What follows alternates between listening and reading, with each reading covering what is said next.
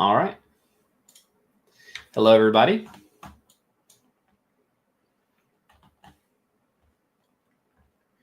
Welcome, welcome.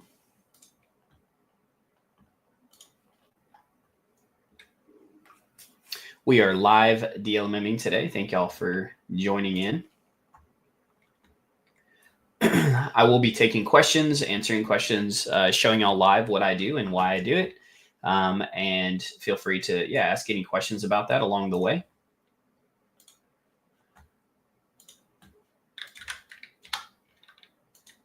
Just getting a few things set up here and then I'll get started.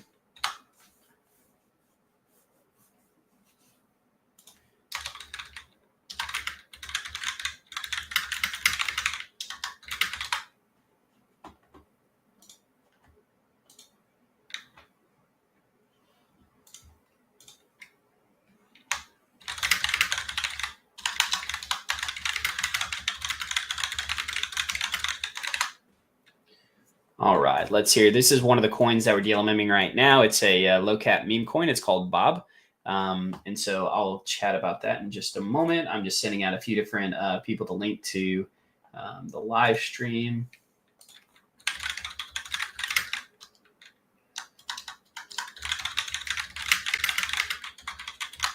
We do live stream on X and YouTube. All right, here we go. Back in, fee printers ever consider hosting a DLMM competition, same starting capital, and try to run it up like a week or something? Yeah, so we talked about doing that. I think Mint is going to end up doing that really soon. But yeah, I think that's a great idea. Watching Jail broke down pretty hard, but bounced off this resistance nicely. I don't know if I have a DLMM on this one on this wallet. I do on my other wallet though. Let's see.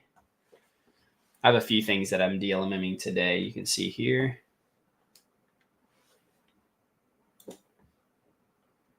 Close out of a few things here.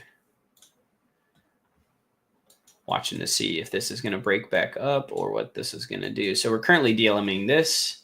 Let me show y'all. Bob has been pretty good. Moon is worth a look. Market is dumping. Doesn't affect to get into DLM now. I think the reason the market is dumping is because people are selling things in anticipation of Magic Eden tomorrow. I kind of expected this to happen. Even in the midst of market going down, there's definitely opportunity to make money. So it just depends, though. I mean, obviously things could follow that. But a lot of coins, like we're DLMing Fartcoin as well, like it's holding fairly strong. It went up a little bit and has come back down. Jail has a ton of volume right now. And so even though the market's coming down in general, people might actually be moving their Solana into a token that's doing well, like Jail, right? So it just depends. We are slightly on the downside of our range for Bob. So we're going to be looking for an entrance to get out here. We've been earning around 300 or a little bit, 250 to 300% on Bob. You can see we've already made like $1,200 in fees, and our overall liquidity is around 9,800. Let me refresh that. I think that's accurate. We're also DLMing some other things like Sol USDC, as well as some larger cap coins like Fartcoin, like FWOG, a few different things. And so we'll get into that as well. I'm getting excited for Magic Eden to drop tomorrow. Obviously, that's going to be really, really big for us.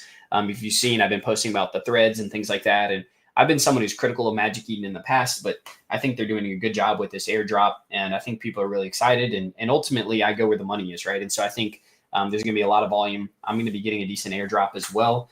And so I'll be using that to DLMM. So I'm excited to see that happen tomorrow. I think that this morning, my time at least, is going to be a good time to DLMM. And then I'll talk a little bit later in the stream about how I'm setting up my position this afternoon to prepare for tomorrow. I do care about the ratio of volume to FDV Taco Tank, or do you only care about the volume? So so whenever I look at volume, like for instance on Bob, the 1 hour volume is at 2.4 mil. Now the volume has dipped down some, and so that's something to look at. That does affect like me deciding if I want to stay in or get out. But the volume on the 1 hour is like really high, and so this is a low cap coin, so obviously that's really good. Normally, if I'm looking at a coin that's like around this or higher, I want the 1 hour volume to be at least 500K, if not more. And then once we move into coins like Jail, for instance, has a really high volume right now as well. And so on the 1 hour, it's just under a mil. And so on a coin that's like a mid cap, like 16, 20 mil, right up in there, it's still somewhat low, but like moving into like what I would call like mid cap range. I like the 1 hour to be around a million. It could be a little bit less. I think that's fine, but around a million is usually pretty good. And then as you move up, like I want the volume to be higher. So like on Fart Coin at 1 hour, we're at 1.2 million. It also depends on the competition in the in what's being provided here. So like Fartcoin has 2.5 million. But you can see, like, I look at the fee and how much they're earning, and that's what's important, right? So I look at the volume, I look at the market cap, and then I also look at the competition, because there's some coins like Jail that doesn't have nearly as much, but it's doing really high volume, so the returns are even higher, and so that's important to look at as well. What are those lines, and how do you set it up? Great question, Mushti. So we'll go over to Bob here, because this is one that I'm watching closely. And so there's a lot of lines here because it's an early coin, and I'm kind of looking at that. Whereas like if you look at something like Jail or Fartcoin, I just draw like 2 or 3 or 4 lines. But essentially, I don't draw like crazy charts. I don't think they're necessary for this. I just like to look at what I call support and resistance lines. And so support is the bottom and the resistance is the top. And so if I'm looking at this coin here, you can see that it's come down. And as it came down from its all-time high, it bounced back up here, came down again. So it created a support here, a resistance here. Then if you see it comes back up, it hit this same resistance line roughly. And so I would draw this line here. So this is a significant resistance to look for. And then as it came back down, it had a few little ups and downs, but the major one was here. And so as it came down, it actually bounced off of this support here and came back up. You can see then it started to kind of create some more resistance and supports in some smaller, tighter ranges that I drew some lines around here that I'm watching for it to break back up above or come back down. And so really I'm just watching, is it breaking below or above these support and resistance lines? So for instance, if this breaks back up above here, like right up in here, because you can see there's kind of 2 of them. So I'll usually put it like kind of right in the middle. Then that's a good sign it's going to keep coming up. And then if it breaks above this resistance here, this is a significant resistance, it's likely to break up even higher. On the reverse side, I have some support lines drawn. And if it breaks below this one, it's likely to continue down. And then we'll see if it breaks below this one, I would actually close out of my pool and get out, because this is where my stop loss is at. And so that's something to look at as well. But and the reason that's the case is because you can see just below this one, there is a support here. But other than that, there's not a support all the way to the bottom. So if it breaks below this one, that's not a good sign. It means that it could go way lower. Now, it doesn't necessarily mean it will, but it's more than likely going to. So I draw these lines to determine where my exit is. And so I'll keep watching this. If it keeps ranging sideways, I'm good with that, because you can see if I set up the pool here that it's doing really well. Wow, we're 6 minutes in and we already have 300 people between X and YouTube watching. Thank y'all so much for being here. I really appreciate that y'all are taking your time out to watch this. If you have any questions along the way, please let me know. I do live stream Mondays, Wednesdays, Thursdays, and sometimes Fridays. I don't normally live stream on Tuesdays, but I will be live streaming tomorrow because of the Magic Eden drop. I've canceled all my normal meetings and plans that I have for tomorrow, except for a birthday dinner tomorrow night, which happens to be tomorrow night because it's my sister's birthday. But outside of that, I've canceled everything to be able to be DLMMing and live for the Magic Eden drop. But yeah, thank y'all for being here. And so we're looking at Bob here. You can see we're earning 250. It kind of has been around 300 to 250%. We're getting back close to the middle of our range where we set up, and we've already earned over $1,200 in fees. I had around 10,200-ish. It's pretty close, around 10,500 that I deposited. So Bob does look like it's moving up. It did break above this here, which is likely mean that it's going to come up even more. It may come back down again, but it is likely to come up. And then if we watch it break above this one, it's likely to keep climbing even more. So basically at this point, we'll keep watching it. If it breaks off of this resistance here, it is a low cap meme coin. So if it breaks here and starts to come back down, we'll probably close out and sell, because it's likely to either come to here again before breaking back up, and we will be in profit. So it'll be a good time for us to get out. Low cap memes are riskier, so that's something to look for. If it just breaks down here, I'll look for it to bounce again before getting out potentially. So we'll just have to see what it does. If it breaks above this line, then I'll keep holding and wait for it to climb up. And once it finds a new resistance, then I'll close it out and sell it. I want to ride it up as far as it's willing to go. If it keeps going all the way up and breaks above the previous all-time high, that would also be really good. But we'll just have to keep watching to see what it does here. Yeah. Please show your pools with the ranges. I think we can copy them. So I'm okay with doing that. I just want to say, like, my goal is not to do this so you can copy trade me. If you do, fantastic. I lose money and I make money. And so if you follow one of my trades that happens to lose money and you don't follow the ones where I make money, then you'll end up being down. So please know, like, I don't recommend you copy trade me. If you do, hey, that's your decision whether you want to do that. I'm fine showing you what pools I have set up. I have a bunch of different ones because you have to realize, like, I've been in some of these pools since yesterday, some from a few hours ago. So, like, it may not be a good time for you to enter right now. Obviously, I can go through all these pools, but I'm in the 100 bin 8% for Fartcoin. I'm in the 80 bin 10% for FWOG. I'm in the 100 bin 2% for Cerebro. Bob, I'm in a 200 2%, and in Sol USDC, I'm in a 20.2%. I'm in a very small Sol USDC pool because of it dipping right now. And so normally I'd be in a much larger position here, but I'm not in this regard. So that is what I'm in right now. I normally get into standard 69 bins, Victor. And so you can see here, still watching Bob, see what it does. We're looking for Bob to continue having higher highs and higher lows than previous ones and move on up. If it doesn't do that and it breaks back down, we'll just end up getting out. But that's what we're looking for. Yeah, so I just normally do the standard 69 bins, which is what's set up here based on just autofilling. I sometimes will make tighter ranges, but it just depends on what's going on. A lot of times I'll just use the bin step, whether it's 100, 200 bin step to kind of determine the range. But there are some special scenarios where I'll reduce in the range. And what he means by that is when you go to add the position here, if you autofill, it'll automatically do a standard 69 bins at the 200 bin step mark. And then you can create your position, but obviously you can, like, bring this in even more. So basically you're doing the 200 bin step to where it moves a little bit. It moves it only whenever there's a higher percentage swing, but it's now doing it at a tighter percent right here. So you can see if it drops 31% or goes up 45%, for example. But I don't usually do that except in special scenarios. So yeah, Bob's dropping here. So we'll look for it to come down and break up even higher than this, or it might ping off this bottom one as well. So we'll just keep holding and watching to see what Bob's going to do. Volume on it has died down some, so we'll be watching to see when's a good exit. Will you one-side OM MER? I'm not sure what you mean by that. Are you asking about one-siding me or something else? Do you have a recommended minimum amount to put into a pool to offset fees? Yeah, I mean, you definitely don't want to put in like $5 or $10. There's no like exact amount that you should put in, but I would definitely say if you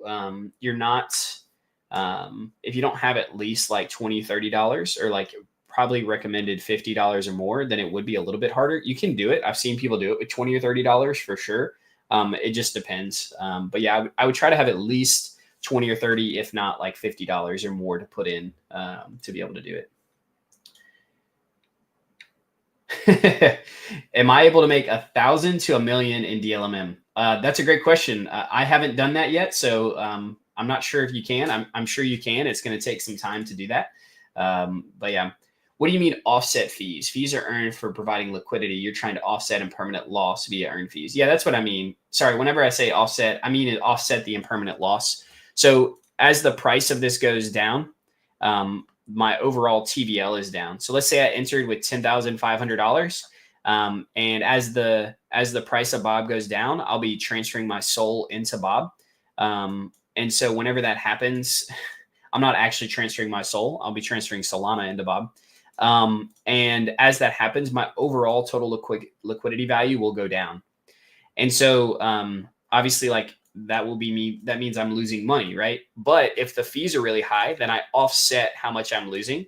Sometimes I'll still be profitable by a few $100s, even though the total liquidity is down some. And so that's what I mean by offset with the fees. I forgot to put that question up, but that's what he asked.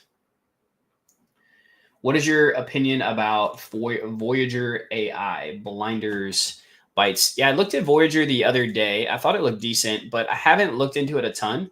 Honestly, the coin that I'm hot on right now, because of the AI coin I'm on right now that I think is going to be the best is Alchemy. So you can see I have lines drawn out for it. But I really, really, really like Alchemy. I've talked about it a few different times. Their platform here, and the things that you can create with it in the marketplace where you can like buy things with Alchemy and check out other apps and stuff like that, I think is really, really cool. So that's the one that I'm on right now. I think there are other good AI coins. I just think that one has the one with the most potential to grow. So that's the one that I like. Let's check out Voyager. There's tons of AI coins coming out right now, so I kind of filter through a lot of them. As far as the chart looks pretty decent. Let's see. Volume on it is okay. It's a little low on the volume side, but it is fairly volatile, which helps when earning fees. So yeah, I'm not going to have time to look into it too much to be able to determine whether like I like the coin or think that Voyager AI is going to do well overall. The chart does look decent because it's moving up nicely, but I would wait. It looks like it's starting a downtrend here, so I'd wait for it to break back up before getting back in if I'm looking at that. Draken says, we are here to study and learn, not to copy. Awesome. Love it, man. What does bin step mean? So the bin step is basically just representative of the percentage that it's going to move. And so each bin, like if you imagine stepping up or down, right? So as these, there's 69 bins here. And so these are all basically little individual pools. And I forget the exact percentage. I think it's 200 bin, I think is either 0.2 or 2%. I don't remember which one it is, to be honest, but it basically just means that before this bin step will move to the left or to the right, the price would need to change that percentage or that many bin steps, which again, I think the 200 is like maybe 0.2%. And so it needs to move a certain amount to go. So obviously if you have a lower bin step, that means it's going to move quicker as the fee, as the price moves. Like if it moves down 5% or 6%, it's only going to move like two bins down on this one because it's a 200 bin pool. But if it was a 100 bin pool, then if it moves down 6%, it'll move 6 bins down, right? So you're setting a wider range essentially for the price to move up and down. It's a safer play than if you have a tighter bin step and tighter range.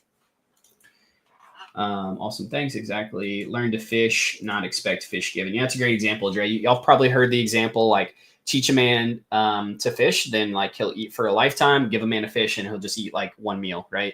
And so that's the idea. If you're copy trading me, yeah, you might do well or you may not. But if you just learn, then obviously you can keep doing this and earn way more for the future. Can you talk about me DLMM plan of yours? Yeah, I will talk about that in just 1 second. Let me talk about Bob here because it's doing well. You can see Bob continue to move back up. It's now moving up here. So it's going to be testing this resistance. This is a big resistance for Bob. So if it ends up coming here and then starting to break back down, we'll probably close out of our pool and look to sell because at this point, it's probably going to continue down. If the candle ends up closing out above here, like not just a little bit, it would need to close out a little more significantly. Then it's more likely going to continue up. Even if it does take a dip down, it's still likely more to continue up before testing these next resistances up here. Also, I want to clarify, like if a bar temporarily comes above here and then comes back down, that's what we call a wick. You think about a candle, you have the candle, then you have the wick above it. And so just because it breaks above this line a little bit, or it temporarily breaks above this line, that's not what I'm talking about. I want a candle to close out. So we're on the 1 minute chart. So that means this candle would need to close and a new candle will need to start just like that. And so this is showing a good, this is a breakout over the resistance. So it's likely to continue up. Again, it may not just like straight go up. It may come up a little bit, come down, but overall it's likely to continue up.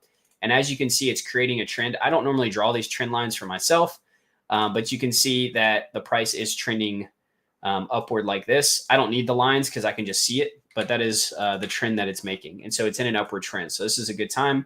I'm hoping, and it's likely that it'll continue up. From here, you can see that our fees were earning 234%. We're now on the high end of the range, just a little bit above the middle. This earlier was like $9,800. It's now $10,600. That's the total liquidity here. And we've earned almost $1,300 in fees from Bob as well. So we're going to keep holding this and continue to watch to see what it does. Like I said, it could break down a little bit before coming back up, but we're just going to keep watching. It's likely that it continues in an uptrend because it broke out of this resistance. Coins will, especially newer market cap coins, will break against the trend lines and do crazy things sometimes. But for the most part, usually that's what it will do, right? So I can only go off of like what it normally will do, not necessarily like I'm predicting exactly what it's going to do, if that makes sense. We'll keep watching this. I do want to talk about Magic Eden. So somebody asked, can you talk about me DLMM plan of yours? I plan to talk about this a little more, which I'll do a little bit later in the stream in more detail. But you can see, oh, that's my price prediction. Where's my DLMM one? Okay, cool. So you can see here on Twitter, I created a thread for this. It's got 120 bookmarks, which is crazy. That's really high, and over 200 likes. So this is specifically me talking about my strategy on DLMMing. I'll talk about it here on stream as well in just a little bit. I don't want to get too into it just yet because I do want to do some normal DLMMing and watch some other coins first, and then we'll talk about it because I do think that the market's a little hot right now, so I want to take advantage of that. But in maybe like 20 minutes, I'll talk about the Magic Eden specific. But you can see on my Twitter, I do have a whole thread here. Pretty in-depth talking about why and what I'm doing. And then, yeah, I'll talk about it live on stream in more detail a little bit later as well. So you can go check that out and read through what that looks like and why I think what I'm thinking here. Still watching Bob. This is about where I entered at. I think we're probably, yeah, maybe slightly lower. I think this bin right here, one of these is like right where I entered at. So, we're still watching it here. So let me draw some new supports because as a token moves forward, it creates new supports. And so these are the supports here. We're watching for it to bounce off. Honestly, if it breaks below here, I'm probably just going to close it out. I want it to continue up, and breaking off of this support is showing that it's going to continue up. If it breaks below this, it doesn't mean that it's going to go down necessarily much further. It just means it might be in a sideways trend, but it could also mean it's going to continue down. So I just want to keep watching this. It does look like there's a tiny green here. If it breaks back up, that's good news. We'll keep holding it. If it breaks back down here, then we'll just go ahead and sell and take the win because we'll be slightly below where we entered at as far as our TVL, but we'll be way up in fees. So we'll probably be like, a couple hundred down on what we entered at, but we'll be, we're like $1,400 or $1,300 up on $1,400 up on the total amount of fees. So we'll be in an overall profit. It does look like it's breaking back up, so that's a good sign. We'll keep watching that there. Let me answer some more questions. I'm asking because a friend of mine is doing the same stuff, but he's always claiming fees all the time and topping his liquidity with those. Did you ask a question earlier, King Kong? Oh, right there. How often do you claim fees? I missed that one. So I claim fees often just depending on what's going on. So like here, I could claim these fees and put them back into the pool.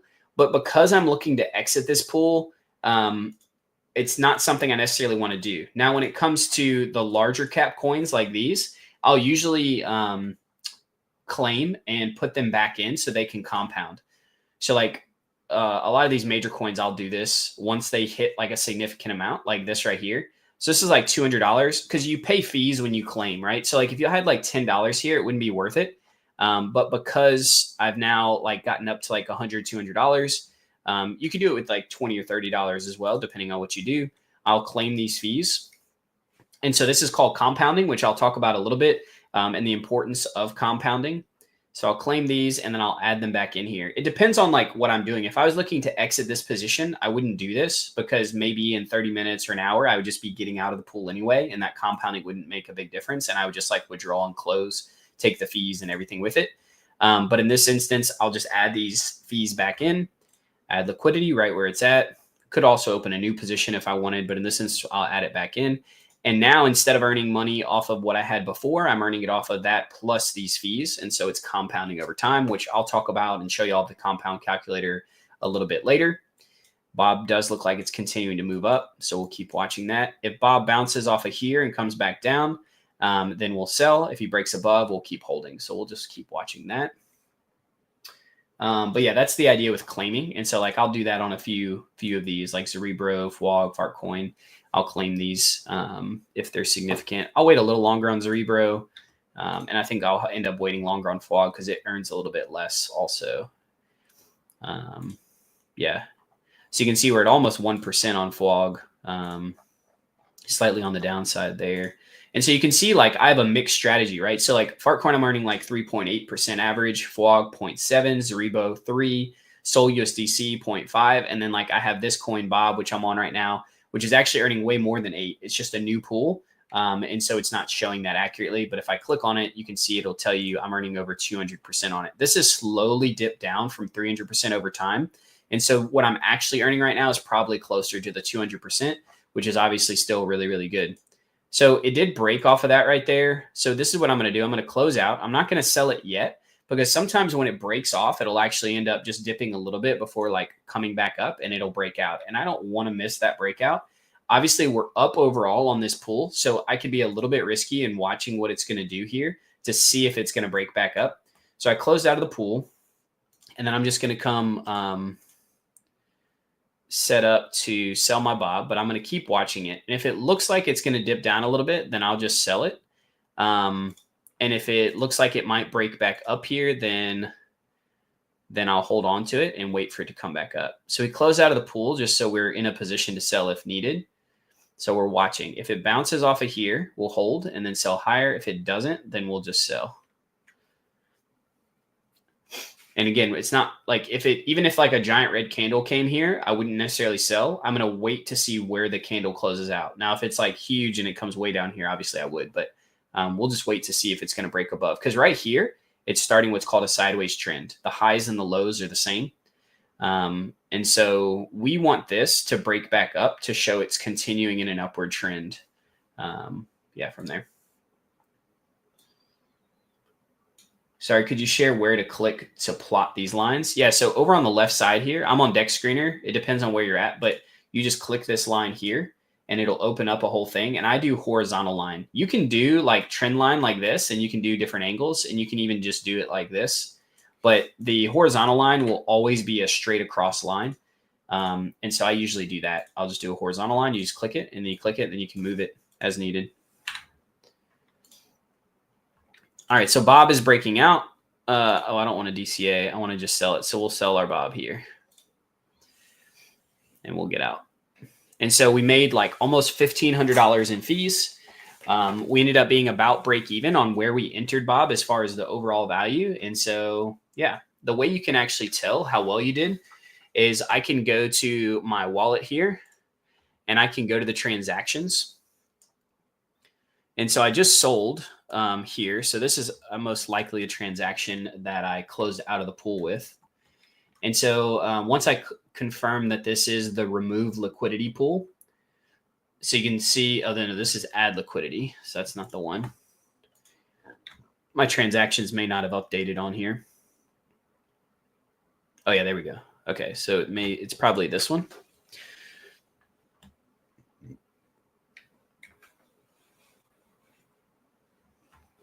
Yeah, so see how it says remove Bob and Sol here. So this is on the Meteora DLMMing program. So this is the move liquidity.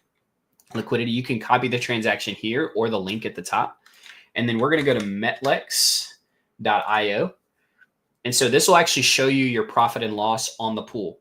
So it takes into consideration how much you entered in at, how much you exited at, and it takes into consideration the fees. So it's everything overall. It's not just your fees. It shows your total profit and loss. So you'll go here to P&L and you'll post the transaction and hit the little rocket. Excuse me. And so this is a great way to measure because sometimes it's hard to know what your profit and loss is. So you can see here, we were in the pool for an hour and 29 minutes. We earned $1,487 in fee, but because of where we entered and exited at, we were down about $164 in total value, but we made so much in fees, it made up for it. So we ended up earning 12% total P&L on that pool. And it shows you all the information here of how much I entered with, how much I exited with, so on and so forth. And you can see Bob did come down to this next support here, and it looks like it's trying to move back up. For all we know, Bob can end up breaking out way up here, but I think it's good to have an exit strategy, which somebody asked about, which I'll talk about in just a moment. Let me go ahead and post this P&L to our Discord. we have a share wins, share losses thing there. So I'll post that. All right, very cool. We're up to over 500 people watching on both YouTube and Twitter. Thank y'all again for watching. If you weren't here when I mentioned it earlier, I do live stream Monday, Wednesdays, and Thursdays around this same time. And I do it for at least a few hours, sometimes on Fridays. And then Tuesdays, I never stream except for tomorrow. I will be streaming because of the Magic Eden launch, which is happening at 9 a.m. EST or 2 p.m. UTC. I'll be going live right as the drop happens. So we will be doing that as well. We can keep watching, Bob. Jail looks like it's broken down. Looking for it to bounce off of there because I am on my other pool, my other wallet. I'm DLMMing that. And it's down a little bit. Let me see how that's doing. Yeah, so we'll look for it to bounce off of here. If it ends up dropping even more, I might end up closing out of that pool because it's dipping way too hard. I'm going to go ahead and get prepared to do that if it does.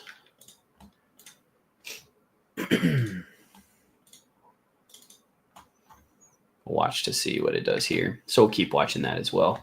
Let me answer your question. So the exit strategy. So the exit strategy is really, really important. So he said, hey, sir, newbie question here. Do you have an exit condition? Any rule of thumb for how long to hold a position open? How do you know when to exit? So kind of like what I was explaining here, which I'll show you in just a second, is that whenever you're looking at a coin, so this is jail, for instance, but we could do it for Bob or any of these other coins as well. Basically, when I get in, I'm looking to get in on an upswing, right? So when I got into jail, I bought in down here where it was breaking up. Now, obviously, it's come up a lot and then come back down. It's good. I like to DLMM it kind of as it's moving up and down. That's ideal for DLMMing. You're going to earn fees along the way. At some point, though, you need an exit strategy both for profit and for loss. And so what I look for is I draw lines based on what the coin is doing and based on the range that I've set up on Meteora. And so you can see here, once it broke out here, it came up and then it came back down here, right? And so what I'm doing is I'm looking to see, okay, is the token going to continue in an uptrend and break out above its highs, in which I'll look to eventually sell once I have a decent amount of profit? Again, just depending on what I think the coin's doing, its potential, things like that. Usually that's 20, 30, 40, 50% profit. It just kind of depends again, but I'm looking for it to break out above. And then once it reaches a certain point, that's going to break back down. I'll sell it, try to sell it near the high. Obviously that's not going to be perfect. And then the same thing on the downside whenever I'm exiting. And so I'll create some ranges like this, like I've done here. And so basically what I'm looking for is there's kind of like this here and this, it's kind of blending all together as one support line.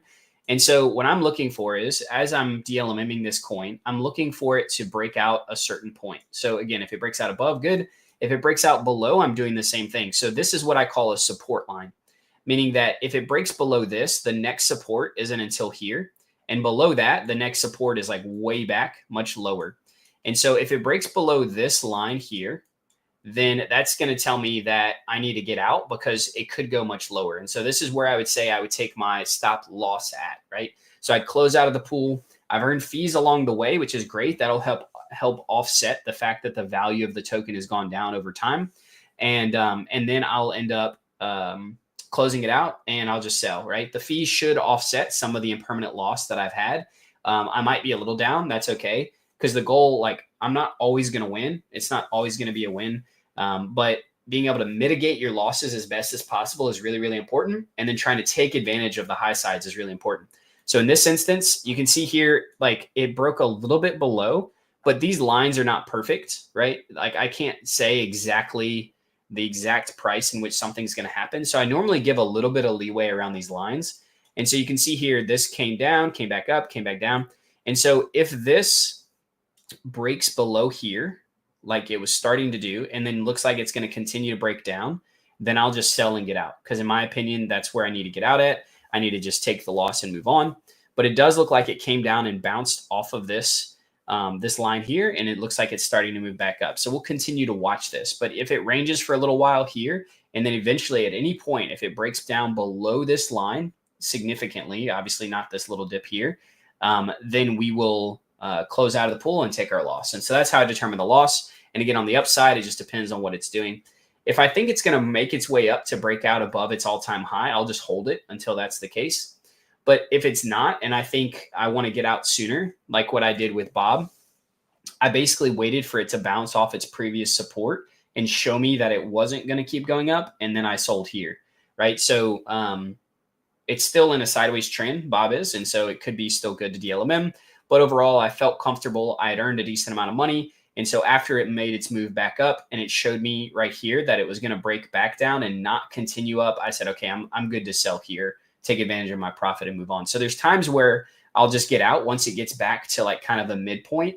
If I think that the overall sentiment is that it's just going to continue sideways or going down, especially on a low cap coin like this. On a higher cap coin or one that I believe in a little bit more, I'll usually hold longer. So like, let's say this one comes all the way down, breaks here, and then it ranges for a while. Maybe I could sell it if it got back to here, but because I think this one might do better than that, then I might hold it longer. So it just depends on your sentiment. But overall, looking for it to break below certain supports or above certain resistances to take that profit or that loss. Hopefully that makes sense. You can let me know if you have other questions about that. Please advise us on slippage for tokens that are ranging quickly in fee mode. You mean like just if you're buying like on Jupiter, you're doing like a spot buy? Is that what you mean? Or like what do you mean by that?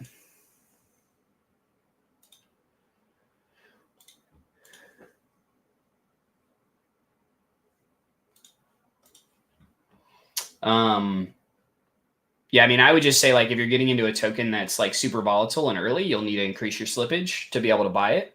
Obviously, you don't want it to be too high. But if it's a coin that's like been around a while, then you don't need to do that. And it's probably better to reduce your slippage to as low as possible.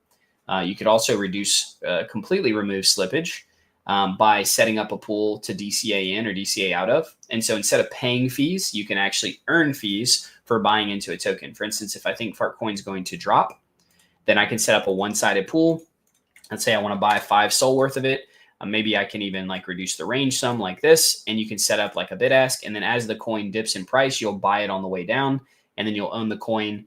If it comes back up, you'll be selling it again. So you can either close it out here or just hold it as it moves between. It's up to you. So that's one way to DCA in, dollar cost average in, or buy into a token.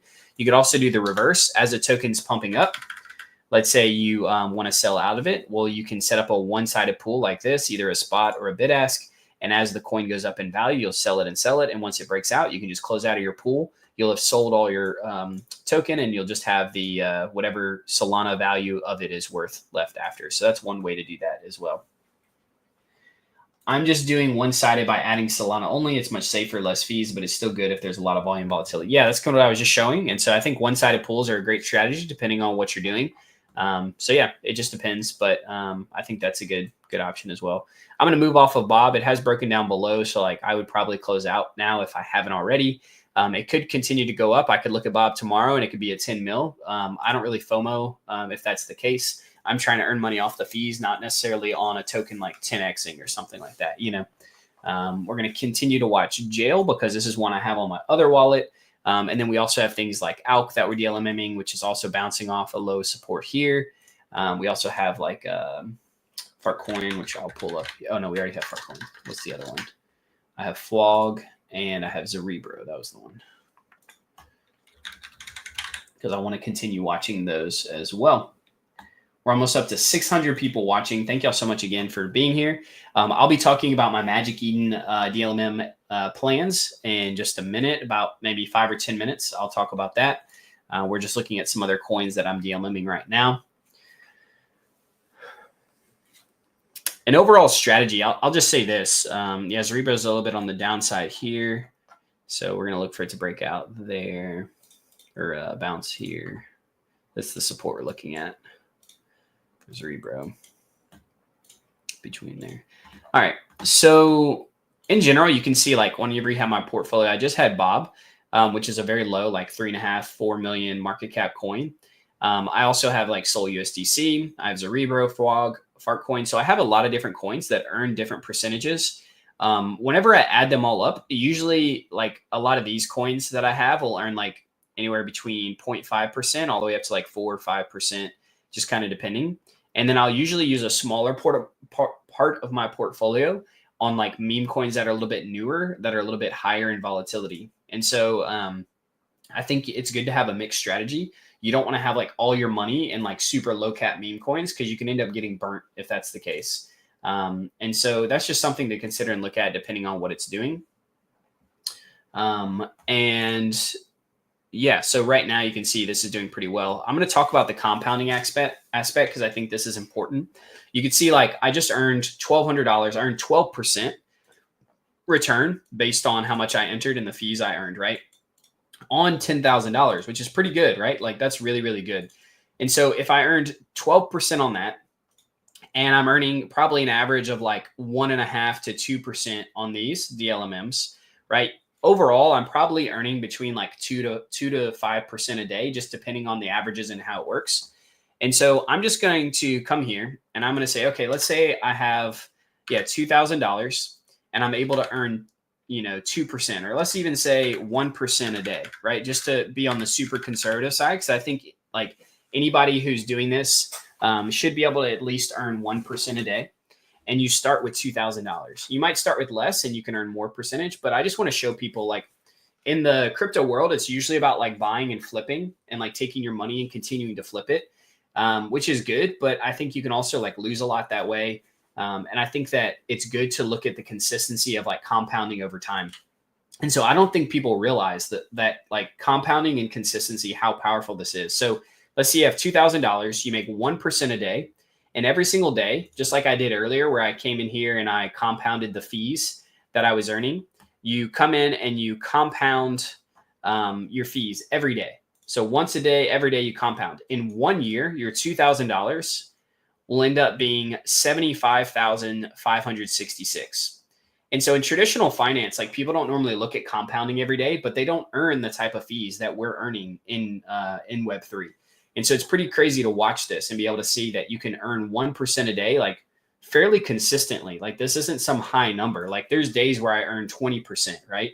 And so those are more rare, but there are those days. And so even at $2,000 a day, 1%, you can see over time, you'd start off the first month earning like 480 something bucks, then 1,000, then 1,600 and so on and so forth, to where once you get to like the last 9, 10, 11, 12th month of the compounding, it ends up just exponentially going up where you're earning 9, 10, 13,000, right? And so if you can be consistent with this, it can be really, really powerful. Even if you only start with 500, but let's say you can earn like 5% a day, right? Which again is a little harder, but I still think it's like doable. This isn't some astronomical thing. I think people can definitely earn this at $500. It's showing some stupid number.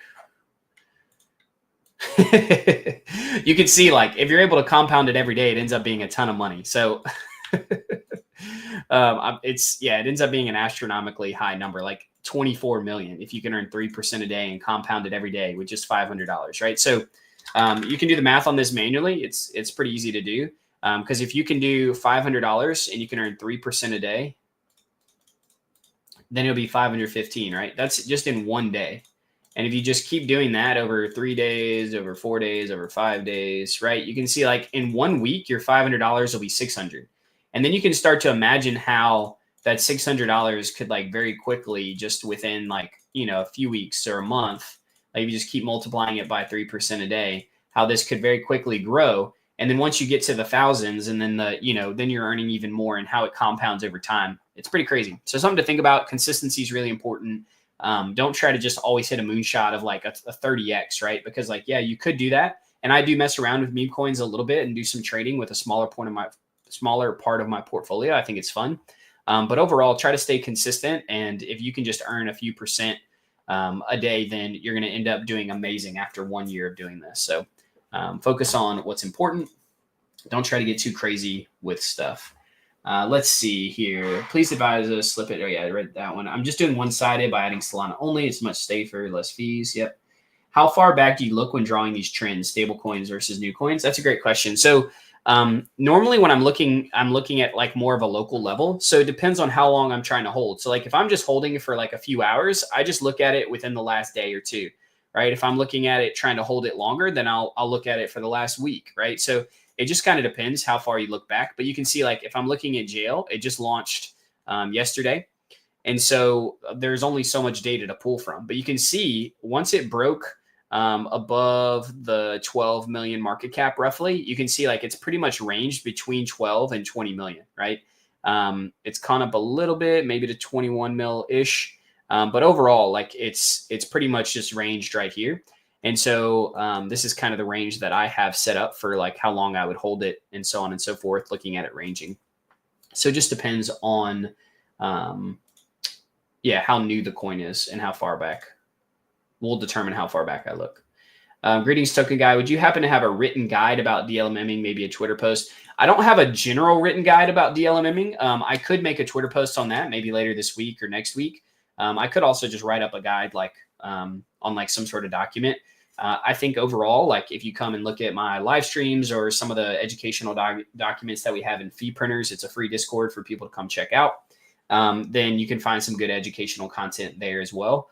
But yeah, I could make something like that. I mean, I've talked about some different forms of DLMMing on Twitter, like what I did with Magic Eden, but I haven't written a full guide. So that's a good idea, though. That's something that I probably need to do. How do you find your picks? Do you use trending on Deck Screener? Yeah, so there's a few different things you can do. Like obviously you can do trending here. You can look at 5 minute, 1 hour. The Fee Printers Discord is really great. There's a ton of people there that like are super active.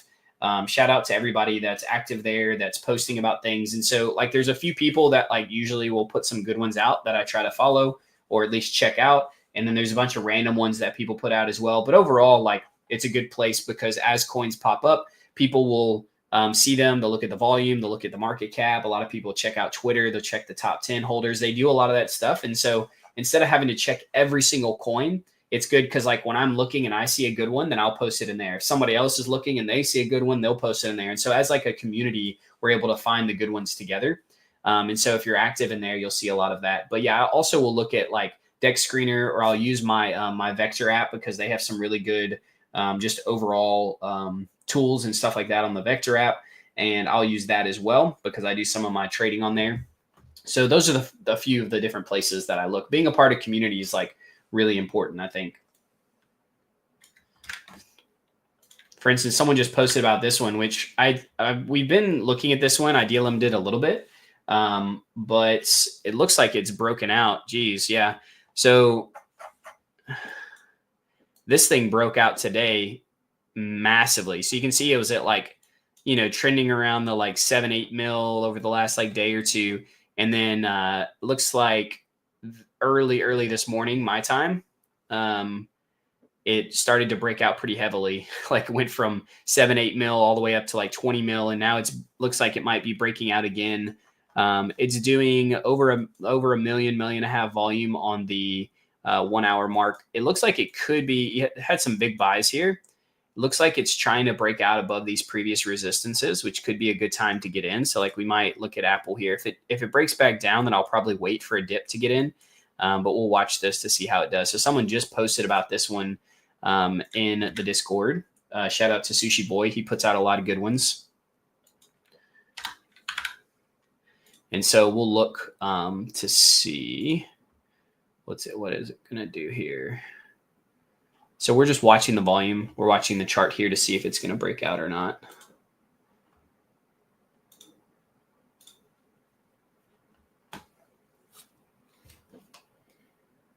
I'm also going to pull up my Vector app because they pull directly from the blockchain, and sometimes I can see what it's doing before it's doing it, which is good.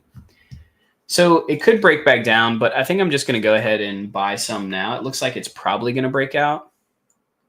It's hard to tell because it's not moving crazy fast, but I think it's worth the risk for us to get in here. It is in a good upward trend, and we'll buy a small sizing for us. I'd say less than 5% of my portfolio, and then we'll come over here and we'll set up a pool. Probably just do the 100 bin 2%. It's got a decent amount of volume. And I'm not looking to hold on to this like super long term or anything. So the 100 bin is a decently tight range. We'll just do the default 69 bins set up here, and we'll add the liquidity, do a 2-sided spot. You could obviously set up like a 1-sided soul pool. That way, if it dips, then you can get it on the way down. I do think there's slightly more upside than downside on this based on the current chart. It could dip, but that's why I went ahead and just bought in there. When I look at the chart here, I can draw some lines to kind of show y'all what I'm looking at. This is the previous resistance. It looks like it wanted to break out here, didn't quite do it. And then it looks like right here is where it's starting its breakout, which is good because the next support is like up here. This is like technically one, but I mean resistance here, but really the next ones are kind of all blended together up here. And then you can see like this is the previous supports here that we would look for it to break down to. So we'll see where it goes from here, but it looks like it is moving up. I think we got in a good time here, slightly on the upside already. So we'll watch this to see how it does. Thanks, Sushi Boy. That was good timing on how to find our picks. I was talking about Discord and then it showed up right there. So can you look at Frog meme coin that seems to be building a strong community today while most of the market is down? I'll look at it. A lot of times if I look at it and the volume's low, which is how a lot of these coins are, then I just will move on, because the number one thing, there's a lot of factors to look at, but the number one thing is the volume. And so if I look at it, there's not a lot of volume, I'll probably just move on from it. Yeah. So it just doesn't have enough volume. I can't tell you whether it's a good coin to get or not, but as far as DLMMing, it's not one that I would do right now. Can you give link to DC, please? Oh yeah, the Discord.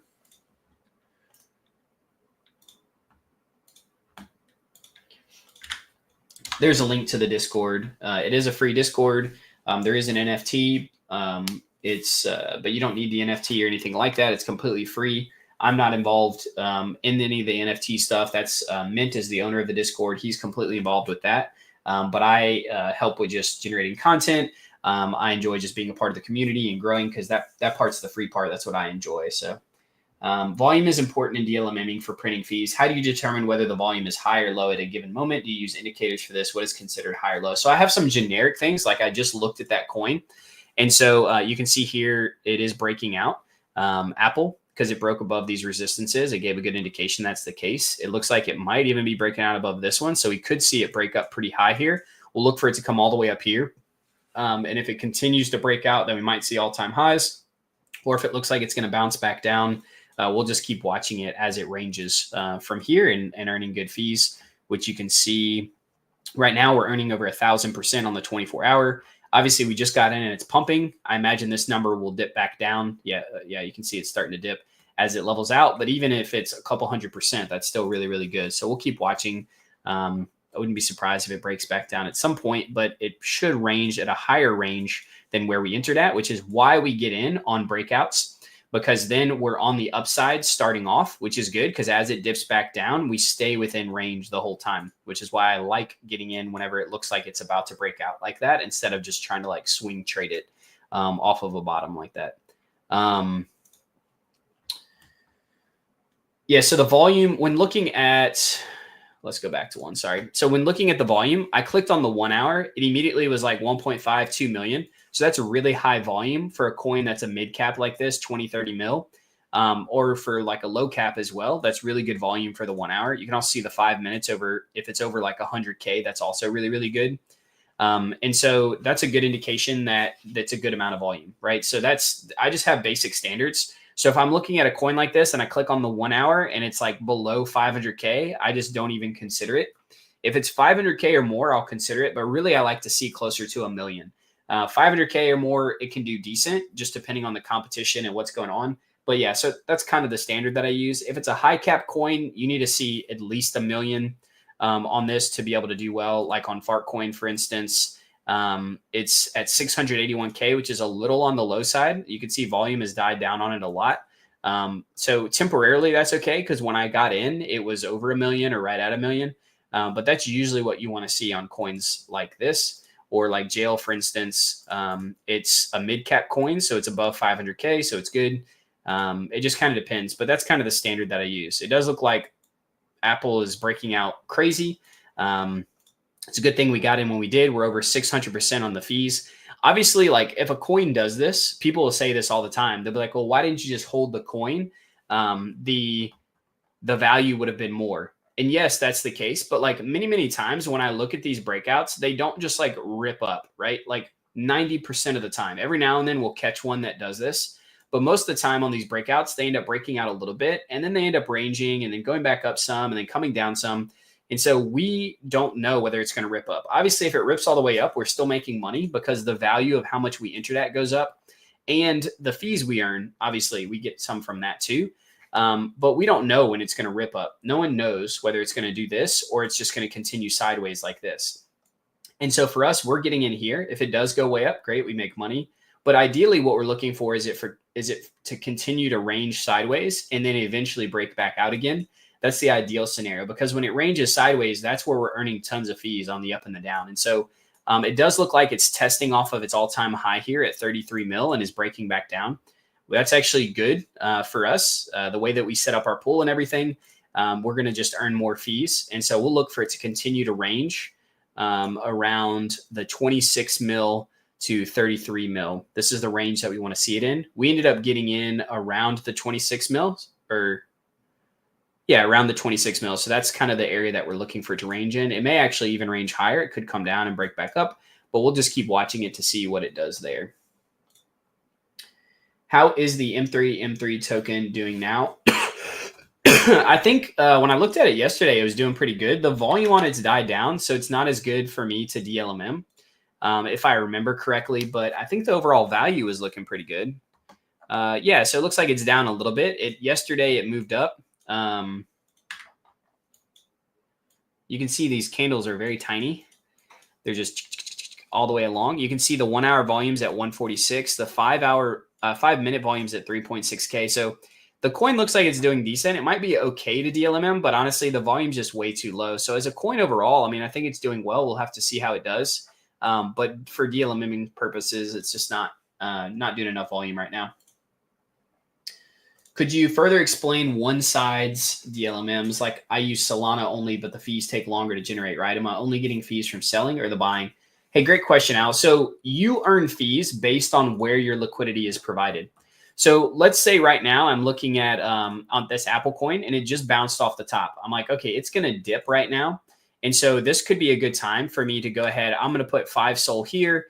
I'm not going to autofill. I'm just going to do it one-sided, which you can see from here. And so as I enter into this position, that's a small enough amount. That's okay.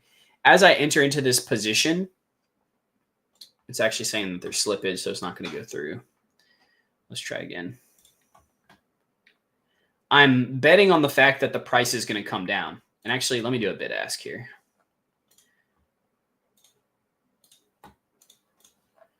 So I do the bid ask so that I won't, I'll buy more the further down it goes. And so this is the bid ask strategy, one-sided SOL is definitely less risky.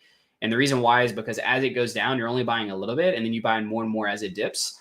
And so this could be a good strategy to get into a coin like Apple. Now, it may not dip down enough for us to get into it, but this is what I would call like a safer play on this, because what will end up happening is if it goes up in value, then I don't lose anything. I can just withdraw my SOL and get it back. But if it does dip down, then I'll start to earn fees along the way. Obviously, if I set up a two-sided pool for this and do the same thing, then I'll be earning fees on the top and the bottom, which is why I like to do that. But if you think that it's more likely to go down over time and you want to try to collect fees or to just get into the token as it dumps, then this is a great example of you being able to do that. And so you could actually buy into a token like this. So instead of swapping for it on here, on Jupe or another platform and paying fees, you can actually come in here and set up a one-sided pool and earn fees as you buy it instead of paying fees as you buy it. And just, it kind of just depends on what it's going to do, right? Now we're watching Apple potentially break back up here. And so this one-sided pool may not do great. I may just end up closing out of it, but I just created it as an example if it did keep on coming down from there. Yep, it looks like it might be breaking back out above all-time high. It had a huge candle here.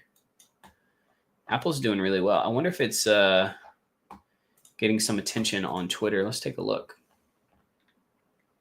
Hopefully that helps. Can you explain the difference between picking a 1% and 2% pool? Does one have more risk associated? Yeah, I'd love to talk about that, Penn. That's a good question. Yeah, so Apple Dog obviously is like big on TikTok, and these 10 TikTok coins and trends and stuff have been doing really, really well. And so it could be that that's the case. That's why this is blowing up the way that it is. So we'll keep watching to see why that is. You could also just like search on on Twitter or on X. You can click latest here, and you can see like how quick people are talking about it. Like there's all these people like just posted all of this just now. You can see like now here at the top. Yeah, so like tons of posts within like just now and within the last like minute. So there's obviously a lot of people talking about it. Obviously, there's not like a ton of reactions to all of these, and so that's not necessarily a good thing. But there's a lot of people that are talking about it, so there's probably a lot of people buying it as well. So that's something that I look at also. It does look like it's breaking out even higher. Another way to do this, like this is kind of what I call like a mixed strategy. So obviously this is pumping. And so we would benefit more from the value of the token going up if we weren't in the DLMM. And so sometimes what'll happen is as it looks like it's going to break out, if I'm already at the top side of my range like this, I could just keep DLMMing it and hoping it's going to come down. But if I have a feeling it's just going to absolutely break out like crazy, then I can close out of this.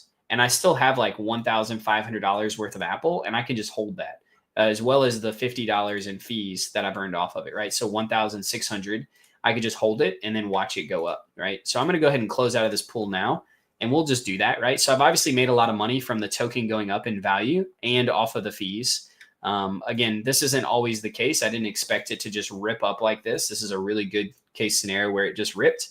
I preferred it to have just stayed sideways and earned a bunch of fees, because that's the goal. We want to earn fees.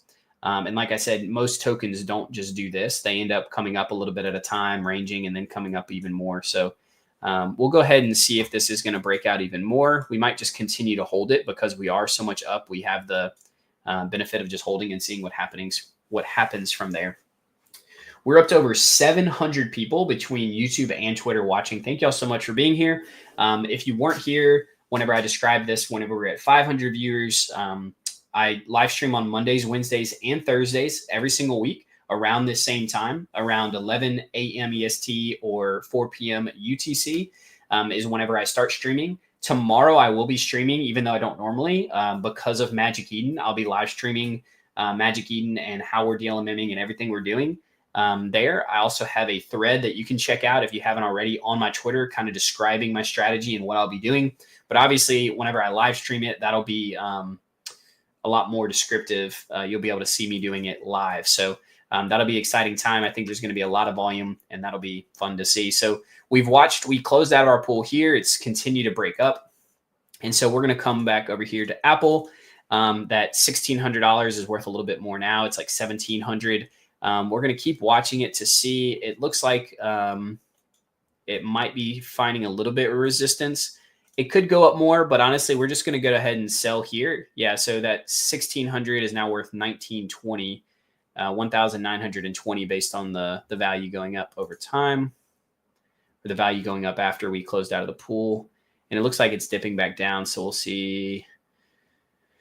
Yep, we got the transaction off. Yep, there it goes. So we were able to get 8.726 SOL. That's really good. And so we can actually check out how well we did on this pool. Like I said, I normally like for it to range sideways longer than just going up, but overall we still earned money off the fees and the value of the pool going up over time. So let's take a look.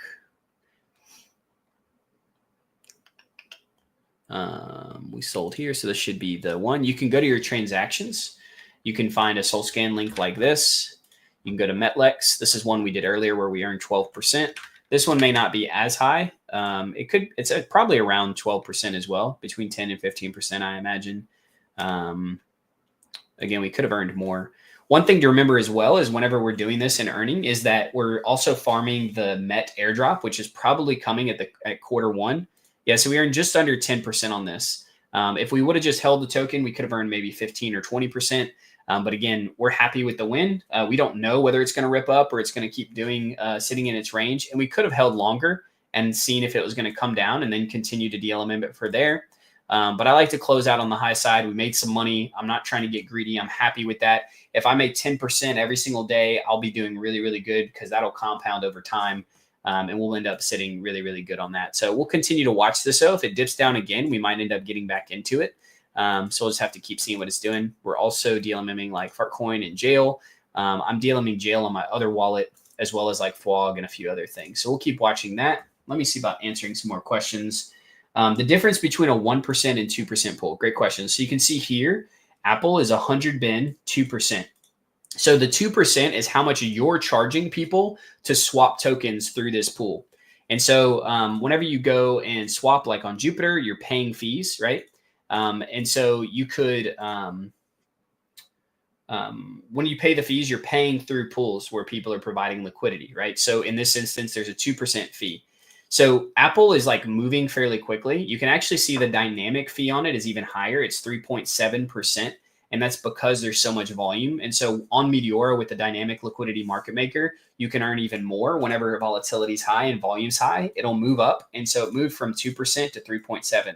On crazy high volume tokens like Magic Eden will be tomorrow, there's actually a max fee of 10%, which you can see here. I imagine that this will end up moving up to 10%. And so the fee is how much you're charging. And so on new coins or coins that are really volatile, you can charge a higher fee because people are trying to get into them and they're willing to pay a 2% or a 5% fee to get in. Whereas coins that have been around a long time, so like for instance, higher market cap coins or coins that have been out for weeks or months, like FWOG, for instance, or Cerebro or something like that. So FWOG, for instance, we're in an 80 bin 0.1%. So we're charging much less because people, when they buy FWOG, they don't want to pay 2% or 5%, right? And so to be competitive and to people so that their swaps go through this pool, we need to be competitive. And so we put the base fee lower. So usually as tokens start to stabilize, volume dies down, volatility dies down over time, you need to lower your fee. If I had like a 2 or 5% fee structure on FWOG, no one would ever buy through my pool and you just wouldn't really earn very much. And so that's the reason why you set the fees the way that you do. High percentage fees for high volatility, newer coins, lower percentage fees for lower volume, older coins. That's kind of the general basis for it. V printers, thank you, token guy. Your keyboard is far too noisy. Dude, I love the mechanical feel. And so as I'm typing and stuff like that, sorry it's so noisy, but I love the feel of it. I know I probably should have like a quiet keyboard for streaming, right? Wow, 700, good stuff, man. Can you please explain the difference between steps and the 69 bin you're creating the pool? Yeah, so the steps are saying how many or what percentage, how many steps need to be taken inside of each bin for the bin to then move. So these are bins down here, right? So there's 69 of these bins set up, which is the max any pool can be. If you try to make it outside of that, it'll actually just create a separate pool. And so each of these are basically tiny liquidity pools. And so this was made like this to be really, really efficient to reduce slippage as best as possible. And so what happens is you'll see this bin, you can earn fees from people buying and selling just within this one bin, right? But as the price moves out of this bin, it moves to the next one. And so the bin steps is basically saying how much it needs to move before it moves to the next bin. I don't remember the exact percentage. If someone can post about it and help me, but I think it's 100 bins. I think it's like 1%. 200 bins is like 2% roughly. 100 bin step, sorry, or 200 bin step. And so as it moves 1 or 2%, it'll move out. So obviously a lower bin step means that it'll move between bins quicker. So it'll happen at a tighter range. You'll also earn more fees if that's the case. And then a higher bin step means that it'll take longer before it moves between each bin, which means you'll earn less fees, but it's a much safer strategy overall. If you go too tight and you do too small of a bin step, then you can end up getting hit with impermanent loss if a token ends up moving, dumping like too fast or anything. But yeah, great question there. What was the Discord name which you mentioned? It's called Fee Printers. I don't own the Discord. I'm not the owner of it. I'm just a contributor inside of it. It's a really good free community that you can be a part of. I posted the link above. You can look up in the comments there. Could you show how you configure on Meteora the priority level on top menu? Drake, can you expound on, priority level? You mean the priority fees? Yeah. And do you change RPC when it's lagging? Yeah. So I do a mixed strategy normally on transaction broadcasting. Sometimes if there's a lot of like congestion on the network, I'll adjust this, but this is usually a good mixed strategy. And then because I'm trading larger amounts of money, I like the transaction to go through quickly. 0.08 Sol is $1.80. And so if you're using only $50 or $100, then this may end up being too much. And you may want to lower this down to like 0.04 or even lower to like 0.02. For me, I don't mind paying the $1.80 because I would rather the transaction go through quickly. And so I set it up to max cap and then 0.008, which again is the $1.80. If it's like really congested and struggling, I'll move this up to like 0.01 or 0.02 because it's a few dollars in the grand scheme of things. Especially if I'm trying to earn hundreds or thousands of dollars, that ends up being a small amount. But you need to adjust this based on how much money you're trading with. But I do ultra, mixed, max cap 0.008. Great question though, Draken. Phobos says, hey, what would be your strategy if you had started DLMMing like with one Sol? So I'm currently doing a challenge. I have a coin that I launched a while back that is down right now a significant amount, but I'm kind of doing a challenge to try to bring some attention to it. And also I'll be taking some of the profits to buy back and burn it. It's called Croak. But I'm doing I have like $2,000, a little over $2,000, like between $2,000 and $2,400. And I'm doing a 2,000 to 100K challenge.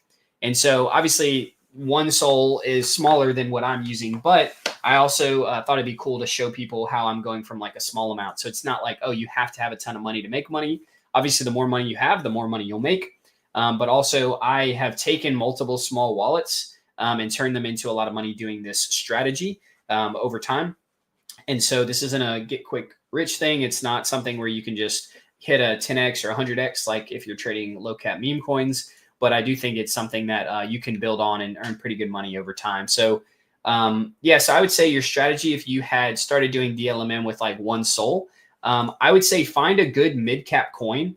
I would not focus on low caps because literally you could just get absolutely wrecked right away. So I'd find a good mid cap, something like Jail that has high volume, or even like Apple right now is pretty crazy with its volume. But something that's going to be between like 20 and 50 mil, something that has good volume and has a lot of attention. And I would just use your one Solana. Obviously you need fees, so you're only going to set up a little bit of it.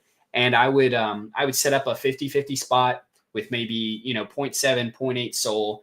And I would run that and try to earn, 5-10% and try to just watch it and close out on the high side. Just take your profit, right? So if you only earn 10 or 15%, 20%, take your profit on it and then try to find another coin and keep doing that with. Maybe you can do that a few times on the same coin as it moves up. But I would do that and try to grow that one Sol into like 5 Sol. Once you're there, then you can maybe split your portfolio in two. So you could set up like a more stable, something like a Cerebro, a Frog, a Fartcoin, something like that with half of it. And then go back like with your 4 Sol and then go back to doing what you did with that 1 Sol and just try to find some like kind of mid cap coins that are going to earn a little bit more to try to grow that. And overall, just continue growing your portfolio, making sure you do research. You're trying to be safe on what coins you choose. Try to minimize your losses as best as possible. And if you do have some gains, just take advantage of those, close them out, take the gains. Don't try to like look for the moonshot and just continue to grow it and be consistent over time. And within a few months, you could take that 1 Sol to 10 Sol or even 20 Sol, I think, within like 2 or 3 months if you just use that strategy. That was a great question, though, Phobos. I forgot to pull it up on the screen. What do you do if your transaction to add liquidity keeps failing due to slippage? You can change your slippage as well. Usually that's only going to happen on like on meme coins, but you can come here and you can actually change your slippage rates here and set them to a custom amount, and you'll just need to set it to a higher amount. I wouldn't do it too much though. The way that I view it is like, hey, if it's not going through, that's because I'll end up losing too much money off the slippage. And so like 5% would probably be the max I would do if you're having trouble. But for the most part, I leave it around 1%, 2%, just kind of depending. Can you remind me if the website that does this automatically again, please? Would there be any significant disadvantage is one wanted to do 1,000 USD Sol for say at least 6 months? No, you could definitely do 1,000 USDC or Sol, especially on something like the automated site. So it's called HawkFi. This is a great resource. So HawkFi is actually a site that uses Meteora's API and is tied into the Meteora site. So it uses Meteora pools. And so if you're farming on HawkFi, they're going to have their own airdrop with their Hawk token. And you'll also be farming the Met token at the same time. The downside using HawkFi is that any fees you earn, so not your total overall deposit, but your fees that you earn and claim, they take 7 or 8%. I don't remember the exact amount from that. And so that's the fee that they take for you using their platform. But this is where it is here. And so like if you wanted to set up a Sol USDC pool, you could come here and you would go, I thought I typed in, let's see if I need to type in Solana.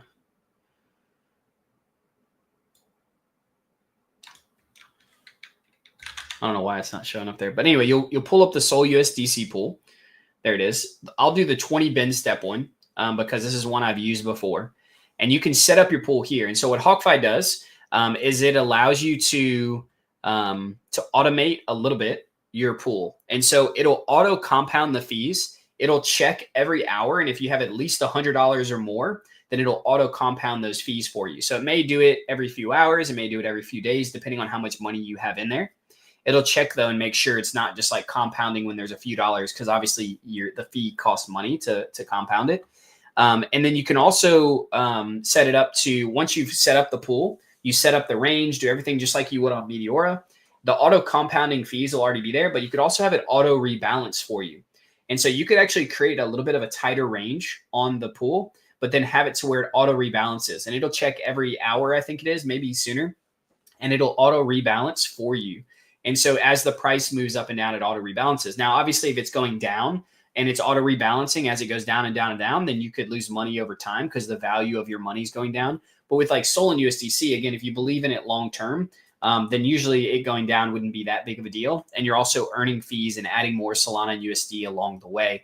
And so this is a great resource. I'm not going to do it right now. Maybe I'll talk about it more another time. But this is a great resource to be able to use HawkFi, especially if you want to leave it for multiple days or even, weeks at a time without checking on it necessarily. I would recommend still checking because like Sol could just like dump out of nowhere and go to $100. I don't think that's going to happen. I'm just saying it could. And you'll want to probably get out if that's the case. Up to you. Maybe you want to hold long term and that doesn't bother you, but whatever that looks like, just take a look. Thoughts on Grift? Yeah, we've looked at Grift before. So this is the last thing I'm going to look at for now. And then I want to talk about the strategy I'm going to do for Magic Eden tomorrow. We're almost up to 800 viewers. Thank y'all so much for watching. Let's look at Grift, and then I'm going to talk about Magic Eden's strategy for tomorrow.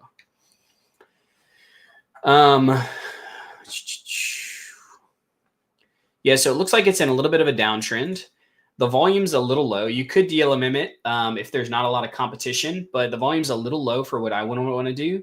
Like I said, it does look like it's in a downtrend. It came up high here and broke back down. We did DLMM this at one point, and it was doing pretty good. So I'm not sure. I mean, I would watch for it to break back up. It looks like it's kind of at the lower end here of like a pretty major support. So if it dipped down below like this line, then I would definitely not be in it. But if it continues to work up here and starts to move back up, it might be a good coin. I'd like to see volume pick up before I would DLMM it though. Apple Dog's still doing pretty good. Like I said, we could have been DLMMing it this whole time, but we took advantage of, it being up and getting out, and that's fine as well.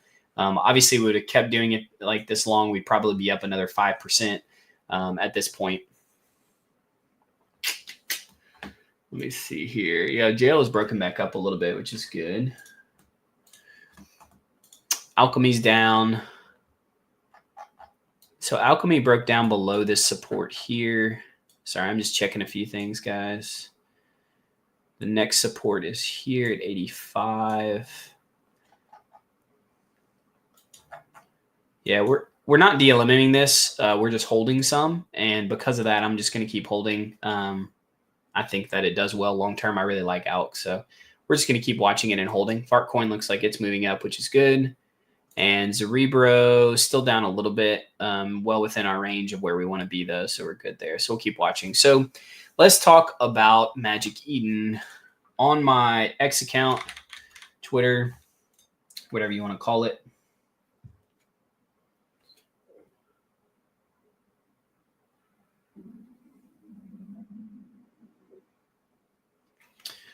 I'm going to go, got a bunch of people, bunch of notification.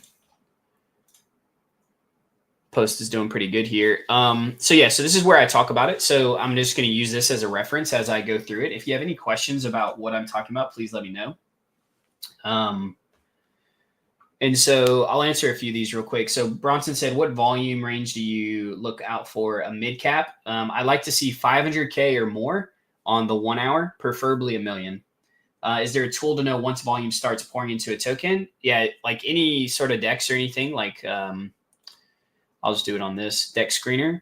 You can actually go to the trending or just look at it by volume. So you can do like 5-minute trending. So this will show you 5 minutes. You can click on volume here. There's also other apps. Like I have the vector.fun app, which is used to trade meme coins, but they have really good tools. And so you can do it. You can actually show it by the 5-minute volume here. And so you can see this Willow coins breaking out. You just have to be careful with this because there's a lot of like fake coins. There's a lot of pump and dumps. There's a lot of farming, stuff like that. So you can look at this just to determine the last 5 minutes, which ones are up the most. I then will come through here and I look for anything that's like above 3 million market cap. Obviously like this 10 billion market cap seems like it's pretty fake. But you could just keep coming down here. And then once you find one that's like at a good spot, like Ronnie here, this one's at 5 million. And so then maybe I'd click on this one and I'd say, okay, what's it doing? Oh, it's only up that amount of volume because of this large pump here. And so I'd say, okay, that's just a temporary thing. It's not really doing good volume overall. So then I'd move on. So you just kind of have to filter it out. You can come to like this one is a 65 mil coin, Tanuki. It just dumped really hard and then pumped, but overall, this doesn't look like an overall great coin. So I move on. So you just kind of have to filter it out like that. All right, last one. All right, so Magic Eden. So I know a lot of people have been asking me about this. Obviously, this post has gotten some good attention, 250 likes, 143 bookmarks. And so I think people are excited for Magic Eden tomorrow. I have some overall thoughts as well as some specific thoughts around what I'm thinking about doing. And so obviously you can see some of my overall thoughts. I've posted a few different things about me, the Me token. I've had my mixed thoughts about Magic Eden as a whole. I've talked to some of their team. I've gotten in chats whenever I was doing NFT AMMs, automated market makers. I actually got in some chats with some of their team to talk about how they can make their system better on Magic Eden. And so overall, ultimately I follow where the money is. And I think that they've done a really good job with their airdrop. And so I always give people props where that's due. And I think that because of it being multi-chain, because of it going to Bitcoin and Ethereum, Polygon, and to Solana as well as a few other ones, I think that this coin can end up being pretty massive. I do think that some people are putting some unrealistic expectations, which is, noted. Just 2 weeks ago, somebody saying that Magic Eden was going to $5, people would have thought, wow, that's crazy. Like the fact that someone would think that it would go to $5 is crazy just a few weeks ago. But within the last week, all of those estimates have just been like skyrocketing. And that's because the hype is growing. People are talking about it, which is good. I think that does show that the value of the token will go up more than we expected.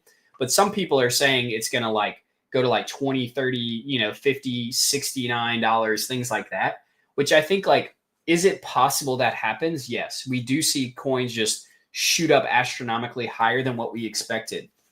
But when everyone's talking about it, that's usually not the case.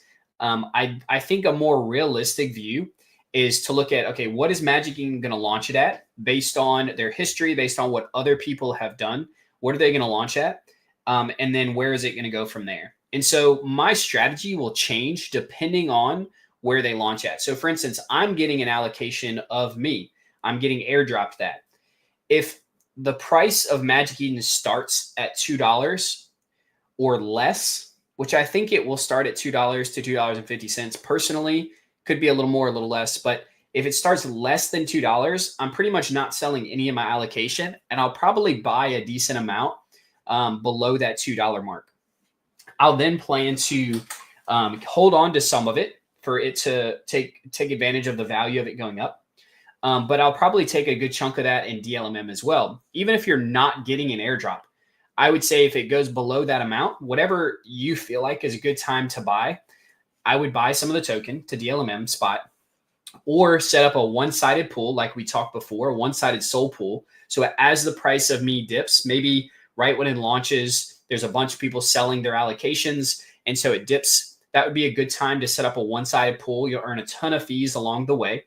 And then once the token starts to move back up, you'll continue to earn fees as well. Or maybe you just want to close it out and set up a new pool, whatever that looks like. But a one-sided pool to get in could be a good thing.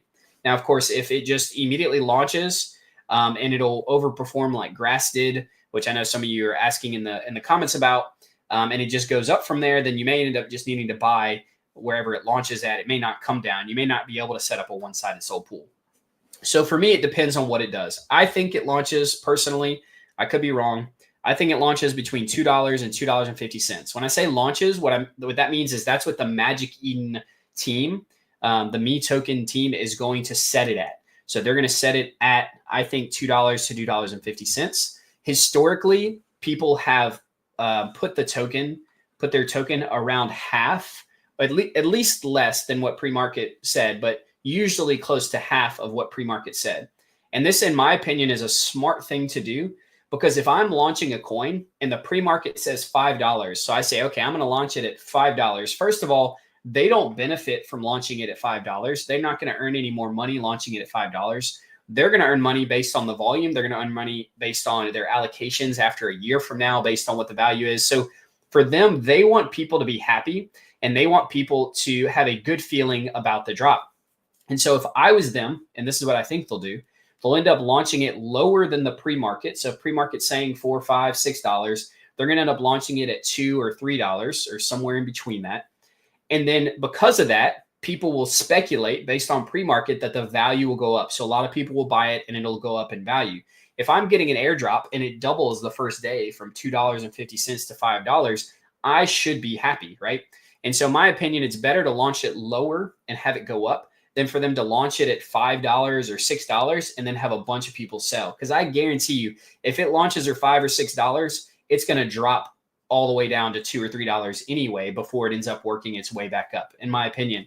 Because the amount of allocations, I've seen tons of people post $2, $3, $4, $5, or sorry, 2, 3, or 4, 5,000, if not 8 or 9 or 10,000, or even way more ME token that they're getting. If you're getting 5,000 ME token and the token price launches at $5, that's 25 grand of free money. Who's not going to sell that, right? Very few people are going to hold it. Most people are going to sell right away. And so, yeah, if the ME pre-market's $4, $5, $6, I just don't think they launch at $4 or $5 or $6. I think it launches at $2, maybe even a little less, maybe a little more, but that's kind of what I'm thinking, right? So if it launches at $5, I'll probably wait. I'll probably sell a bunch of mine. I'll wait for it to dump, and then I'll end up buying more. And I'll do a one-sided soul pool after I sell. I'll set up a one-sided soul pool with the profits, or just use some soul you already have. Set up a one-sided soul pool as it dumps, close out of it, or create a two-sided pool once it comes down, and then wait for it to come back up, right? So that's kind of what I'm thinking on a general scale. Now, as far as like what specifically I'm going to be doing, you can see here that I talk about what Tensor did, right? And so Tensor did 500 million volume on day one. It was like 480, 490 million, right? Tensor launched in a bear market. The amount of volume that Tensor did, Tensor's was very, very good. People were very happy with Tensor and their airdrop. They dropped 12.5%, just like Magic Eden has done.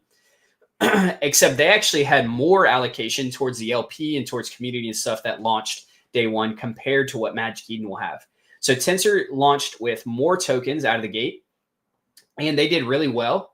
The token did pretty well. They launched at $1.19, Tensor did, and it went all the way up to $2.40, I think, within a day or two. I can't remember exactly what it was. So it doubled in price and then ended up coming back down. Now Tensor is less than that now, but initially it did pretty good. And that was in the middle of a bear market. Now Tensor had a lot of hype behind it, but it's also only on Solana, and it was in a bear market. ME is probably going to do well over $1 billion in volume tomorrow. I can't imagine it not doing more than $1 billion in volume. So DLMMing is going to be huge because the fees are going to be stupid. We'll be earning over 999%.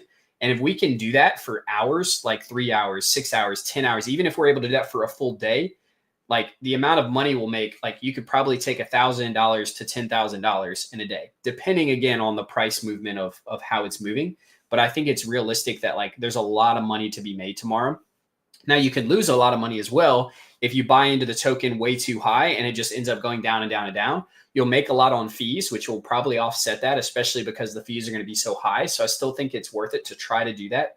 But just be careful. Like obviously, if you get in and it's at $5 and then it dumps all the way to $2, even if you earned a lot of fees, you're probably still going to lose money. So just be careful. It's going to be very volatile. I don't think ME is going to put a ton of liquidity in compared to what Tensor did.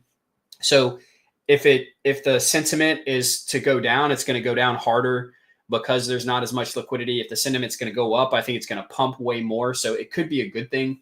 We'll just have to see. But I think that overall, ME is set to do a lot of fees. And so you can see here, I talk about your risk tolerance, but I plan to DLMM it as soon as possible. The most volume is going to happen right at the beginning. Tons of people are going to be buying and selling right in the beginning. That's when people aren't going to care to pay 5 or 10% in fees. They're just going to be trying to get in. And the sooner you get in, the more fees you'll earn. Now, that also means that you could, again, if the price dumps a lot, you could lose. So just be careful with that. But I plan to get in as soon as possible, and I'll measure and watch the chart and measure my risk accordingly. Also, I'd be careful. Priority fees are going to be important. I'm probably going to set my priority fee to like 0.02 or maybe even like 0.05. Like I'll pay $10. Think about it. Like people are going to end up paying 5 or 10% in fees for slippage and other things. So for me, paying $10 to make sure that my pools open and close when I want them to is going to be really, really important. So measure that based on kind of what's going on and what you need to do. But do look at that. Make sure you're adjusting it. You also want to adjust the RPC as needed here. And so whenever you open this up, normally it'll show the ping of the RPC here. And so you'll need to be potentially swapping between these depending on what people are using. You'll need to move between them. And so just look to see which ones have the lowest ping, because there's going to be a lot of congestion tomorrow. Hopefully Solana doesn't break, but there is going to be a ton of congestion. So that's something to look at and think about as well. I plan to do a wide range to start. So this will help with the volatility. So let's say it launches at $4, right? I don't know what it's going to launch at, but let's say it launches at $4 and I'm worried that it could dump all the way down to $2. Well, I'm going to set up like a 250 or a 400 bin. It's definitely going to launch. If it launches at, $2 or $4 or whatever, it's going to be in the hundreds of millions of market cap, like 300, 400, 500, maybe even 800 million market cap, just depending. And so because of that, like a 250 or 400 bin is going to go a long way, but the fees are still going to be really, really high. I most likely will do a 250 bin. And that means that even if it goes from 300 million to 600 million, back down to 400 million market cap, those are huge swings, but we'll still be in range because we have such a wide bin step. The fees are going to be so high. I wouldn't try to do too tight of a range, like 100 bin step. You'll earn crazy fees, but very quickly you could get hit with impermanent loss as well. So I'm going to be taking advantage of a wider range. I think that's smart to do that because of the large price swings. And I'll be setting up a two-sided pool as well. I'll be doing spot or bid ask. I may make an adjustment. So like when you come here and you set it up, the spot strategy is a good overall strategy, but the bid ask may end up being pretty good. It just depends. So like when Grass launched, Grass was like moving a lot, but it was fairly tight. I don't know if you remember that, but the range of Grass was very tight. It looked like M3 or some of these other ones. And so with a really tight range, it'd make more sense to do spot. Whereas if it doesn't have that and the price is just absolutely swinging, then bid ask would be much better. So we'll see. I'm most likely going to do spot, but I might do a two-sided bid ask also. Again, just depending on where it launches at. So we'll be watching that as well. Have a few questions here. Everybody planning to DLM. If TVL is too high, we're not going to earn too much fees. Even if the TVL is really, really high, I still think the fees are going to be crazy. We're talking about, like, I'm looking at tokens like this that in the last 24 hours have done 65 million in volume. And this is doing really, really well. Even stuff like Cerebro, right? In the 24 hour, it's done 15 million. But Cerebro has a lot of money, like millions of dollars in the TVL, right? Where is it? Yeah, like Fartcoin has, so Fartcoin has 2.6 million in TVL. Where's Fartcoin? I took it off. And it's doing, let me show you the 24-hour volume. And we're talking about billion. We're talking about like over $1 billion in volume. So Fartcoin is doing, 30 mil on the 24-hour, and it's earning pretty decent. and there's a ton of money in there. And so just as an example, like it's going to be doing $1 billion, massive amounts more than these large cap coins, which are also earning pretty decent. So I think even with that, it's going to do really, really well. Thoughts on waiting 5 to 10 minutes before entering? Yeah, I mean, it's up to you on your risk tolerance. I think we're all going to end up waiting 5 or 10 or even 20 minutes to get in once the coin launches anyway, because of trying to get transactions to go through. I think it's going to end up taking 5 or 10 minutes to just buy the token or to get your allocation and then do it. Because once it launches, I think that it could see an initial spike before it sells because people are going to be excited to get in. And then I think the price could go down as people are selling their airdrops. And then we'll have to see again, depending on where it launches. But I think we'll end up waiting 5 or 10 minutes anyway. But yeah, I think it could be good to see what the price is doing. Could you explain the ping again, how to see it? Yeah, so if you go to Meteora here, you also do this on Jupiter. Jupiter and Meteora. Meteora is owned by the same people. And so you can see it's up here as well, the RPC endpoint. And you can see the ping right here. So you can see Triton RPC pool 1 as well as Helios RPC 1 have the lowest pings. Triton RPC pool 2 actually has lower ping here. So you can see it moves around depending. So like maybe it's better to be on the RPC 2. But as other people start to use one of these or the other, it'll change. And so it's the same here. When you set it up, it should show it here. I'm not sure why it's not. But you could always look on Jupiter because it's the same. You can see it looks the same. It's the same people. And so it's the same ping. So even if it shows it here, you can see it jumped up to 1800 before coming back down. So even if it changes, like you could look on Jupiter to see what it is. And that's how you determine the ping. You just click on settings, the little cogwheel up here. As someone who's getting pretty nice ME airdrop, I'm thinking of setting the LP with all of those plus Sol. You're going to be tomorrow live before the TG. Yeah, King Kong, I think it's a good idea. I don't know how much you're getting. Like I said, if it ends up launching at like $4 or $5, I'll probably sell half of it right away, my allocation, and then I'll keep the rest and I'll DLMM it. If it starts at like $2 or $2.50, I'll probably just throw all of it in and DLMM it right away because I think there's more of an upside than there is a downside. So it just depends. But yeah, I'm going to be live tomorrow. I don't know if I'll be live before the TG, but I'll be live right when it happens or right after. I don't want to like go live like 10 or 15 minutes before and then just be like, all right, everybody, hold on, and spend like the first 30 minutes fumbling around trying to just get my token allocation, because that'll be the quickest thing for me. Depending on what the price is, I'll be either buying the token or just trying to get my allocation. But definitely like right at or within 10 to 15 minutes after the launch, I'll be going live. Like as soon as I'm ready to DLMM it, I'll be live. The launch is at 9 a.m. EST or 2 p.m. UTC tomorrow. Also, very good point. 50% sell and turn into Soul Farm with those same funds. Thank you. Literally go. Yeah, no problem, man. Thanks for watching. We're at 874 people. This is the most people we've ever had watching at one time. Thank y'all so much for being here. I live stream on Monday, Wednesdays, and Thursdays every single week. Also, sometimes on Fridays, depending on the schedule. And then tomorrow, normally I don't stream on Tuesdays, but I've canceled everything during the day so that I can live stream the ME drop tomorrow. So I'll be live as well tomorrow. Thank y'all for being here. And I'll be posting about it as well before that happens. So thank y'all so much for being here. So yeah, so that's the idea with Magic Eden. That's kind of the strategy I'll be doing. You can see here, like I'll make adjustments as needed. If the volume ends up dying down, so like at some point, the very beginning, the volume is going to be absolutely insane. Like we'll see hundreds of millions within probably the first 30 minutes or an hour. And then the volume will still be really high, but it will die down a little bit. And so once it like maybe towards the end of the day, I'd estimate like 10 hours later, maybe 8 hours later, maybe longer than that, I think the volume will die down a little bit. Obviously, it'll still be pretty volatile because people will still be excited about it. But once that dies down, I might move to like a slightly tighter range, like a 125 or 200 bin, probably 200. And I'll probably move to like a 2% fee structure. And I'll keep that for a day or two. And then I'll move the fee structure down as the volume dies down and the volatility dies down. The token can still go up a lot during volume dying down and volatility dying down. It's just that volatility and volume is how we earn a lot of fees. And so if I have a 5% fee structure, but there's a bunch of other pools with a lot of liquidity at 1 or 2%, then obviously like we're going to get outbidded in that regard. And I won't earn as much as if I just move to the 1 or 2% pool. So we'll keep watching and adjust as needed. We'll do that live so that y'all can check that out. And then we'll just be watching the sentiment. We'll see whether people are excited, whether the drops are good, people are excited about the price, where it's at. We'll be looking at the sentiment on X. We'll keep watching the charts live so that y'all can check that out as well.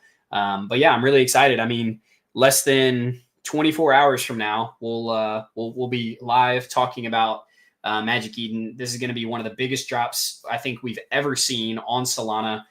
The fact that it's cross-chain is really, really big because that 12.5% isn't just on Solana. It's actually a lot of it's going to be on Bitcoin, and then there's going to be some of it on Ethereum. Solana is going to make up a pretty big chunk of it. I think maybe like 40% of it, maybe more, just kind of depending. But Bitcoin is going to probably make up about 40% as well, maybe a little more. And then I think Ethereum and some of those other ones are going to make up maybe 10 to 20% of the drop. So I think it's going to end up being really big. And the fact that it is cross-chain, it helps with arbitrage opportunities, which I won't be doing, but that obviously increases value. Increases volume. And it also, because people on like Bitcoin are known for holding things really long term, like you can see that with runes and some other things we've seen. I think that's a positive thing for the token overall, for people to speculate on also. So yeah, I'm really excited for tomorrow. Let me check out a few more coins, what we have going on. ALK's still kind of chilling around the 90 mil. Zerebra's gone down a little bit and it's good. Yeah, Jail still doing good. Farcoin's still doing good. Yeah, everything's kind of chilling.